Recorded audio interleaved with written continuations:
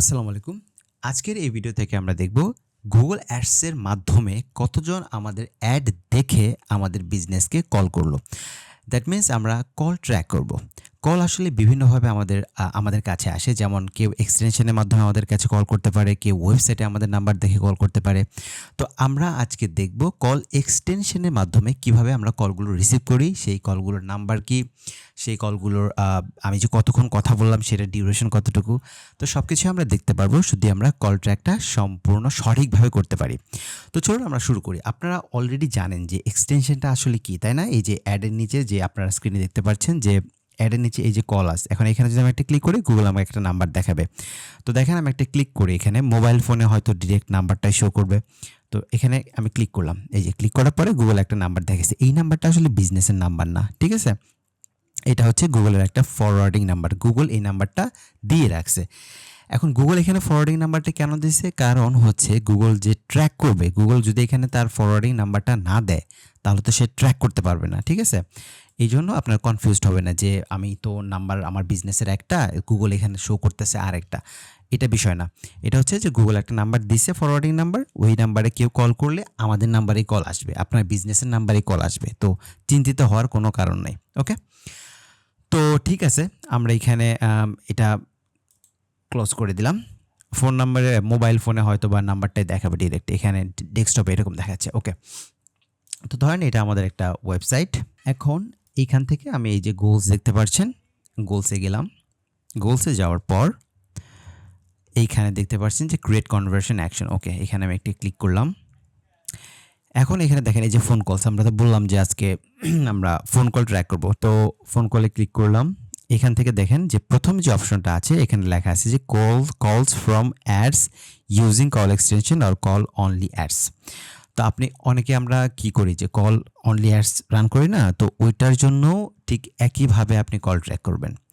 অনেকে এই দুটোকে আলাদা করে ট্র্যাক করে, যেমন কল এক্সটেনশনের জন্য এই যে কল এক্সটেনশনের জন্য যে কলগুলো আসে এটা দেখতে চায়, আবার কল অনলি অ্যাডসের মাধ্যমে যে কলগুলো আসে সেটা দেখার জন্য আলাদাভাবে সেট করে।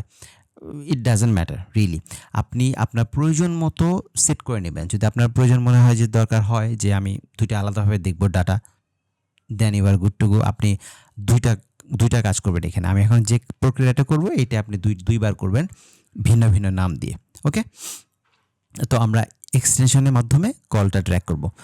এখন এই যে দেখতে পাচ্ছি, এখন আমরা কন্টিনিউ করলাম। কন্টিনিউ করার পর আমরা তো একটা ওয়েবসাইটের নাম্বার দিব। আচ্ছা, কনভার্সন নামটা দিলাম যে কল এক্সটেনশন কলস।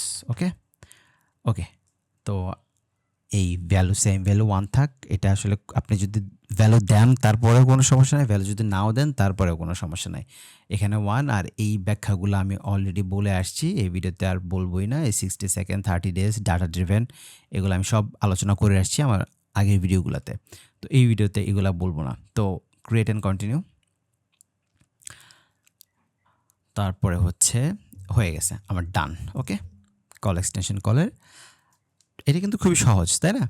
এখন আপনারা আসেন, এই যে আমরা দেখি এখানে এই যে এগুলো মনে হয় আগে করা ছিল। আমরা এই মাত্রই যেটা করলাম কল এক্সটেনশন কলস, কোনো তারিখ নাই, এইগুলোতে তারিখ দেওয়া আছে, তাই না? আমরা শুধু এটা করছি কল এক্সটেনশন কলস। ওকে, এইটুকু করার পরে আপনি যেটা করবেন সেটা হচ্ছে আপনি অ্যাসেটে আসবেন। এই যে অ্যাসেটে ক্লিক করলাম। অ্যাসেটে ক্লিক করার পরে এই যে কল দেখতে পাচ্ছেন, এখানে তো অনেকগুলো অ্যাসেটই আছে, তাই না? আমরা তো কল ট্র্যাক করতেছি। এই যে কল দেখতে পাচ্ছেন, কল অ্যাসেট, এখানে ক্লিক করলাম। ক্লিক করার পরে এই যে এখানে একটা নাম্বার দেওয়া আছে, আমি জানি না এটা কিসের নাম্বার। ওকে, তো আমরা একটা কল এক্সটেনশনের যেহেতু করতেছি, আমরা একটু ক্লিক করি, প্লাসে ক্লিক করলাম। দেখেন এখন আপনি এই যে এক্সটেনশনের জন্য আমরা কাজটা যে করতেছি এটাকে আপনি কয়েকটা লেভেলে অ্যাড করতে পারেন। অ্যাকাউন্ট লেভেলে অ্যাড করতে পারেন, আপনি ক্যাম্পেইন লেভেলে অ্যাড করতে পারেন, আপনি অ্যাড গ্রুপ লেভেলেও অ্যাড করতে পারেন। আপনি অ্যাড গ্রুপ লেভেলে করতে পারেন। অনেকে কী করে যে একটা বিজনেস বিভিন্ন স্টেটে থাকে, যেমন আপনি ধরতে পারেন যে টেক্সাস স্টেটে আছে, ওহাইও স্টেটে আছে। তো বিভিন্ন স্টেটের জন্য অনেকে বিভিন্ন নাম্বার দেয়। তো বিভিন্ন ক্যাম্পেইনের জন্য তখন বিভিন্ন নাম্বার অ্যাড করতে হয় আমাদের। যেমন আমি সবসময় চেষ্টা করি যে ক্যাম্পেইনে রাখার জন্য, আমার কোন ক্যাম্পেইনটা কত ভালো করতেছে এটা দেখার জন্য। আর আপনি যদি অ্যাড গ্রুপ স্পেসিফিক্যালি দেখতে চান, এটা আমি মনে করি না কোনো দরকার আছে, কারণ আপনি এটা ডাটার ভিতরে দেখতে পারবেন, হ্যাঁ, কোন অ্যাড গ্রুপ থেকে আপনার কল আসতেছে। তো অ্যাড গ্রুপ আমি মনে করি না কোনো দরকার আছে, আপনি ক্যাম্পেইন লেভেলে যান। ধরেন ক্যাম্পেইন লেভেলে গেলাম, এখানে আমার একটা একটা ক্যাম্পেইন এখানে আপাতত দেওয়া আছে, আমি দেখানোর জন্য হয়তো ক্রিয়েট করছিলাম। ফয়সাল 3324, ওকে, এটা আমি সিলেক্ট করলাম, ডান। মানে আমি দেখতে চাচ্ছি যে এই ক্যাম্পেইনের জন্য আমি যে কল এক্সটেনশনটা ইউজ করছি, ওই এক্সটেনশনটাতে কতজন মানুষ ক্লিক করে আমাকে ফোন করলো, আমাকে কল করলো, রাইট? আশা করি বুঝতে পারছেন। এখন ফোন নাম্বারটা দিব, নিবে না, 201 555।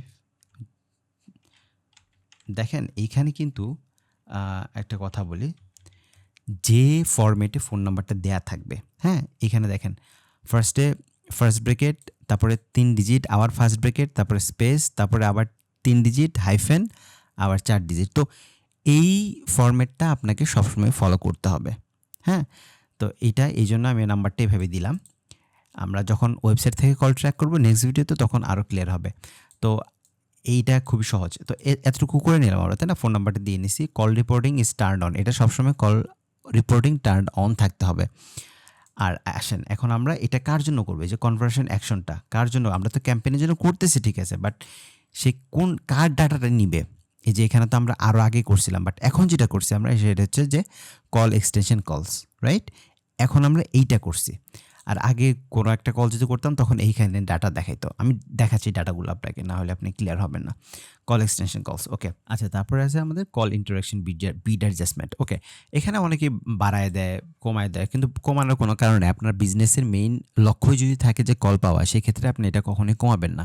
এখানে অনেকে বাড়ায় দেয়, মনে করেন যে আমি এখানে যে কলগুলো আসবে সেই মানে আমার এক্সটেনশনটা তো সবসময় শো হবে না, তাই না? এটা আমি জানিও না যে আমার কতবার গুগল আমার এই এক্সটেনশনটাকে শো করবে। তো যে বার শো করবে ওই সময় আমি যাতে আমার বিড অ্যাডজাস্টমেন্টটাকে 20% বাড়ায় দিলাম, কথার কথা, ঠিক আছে?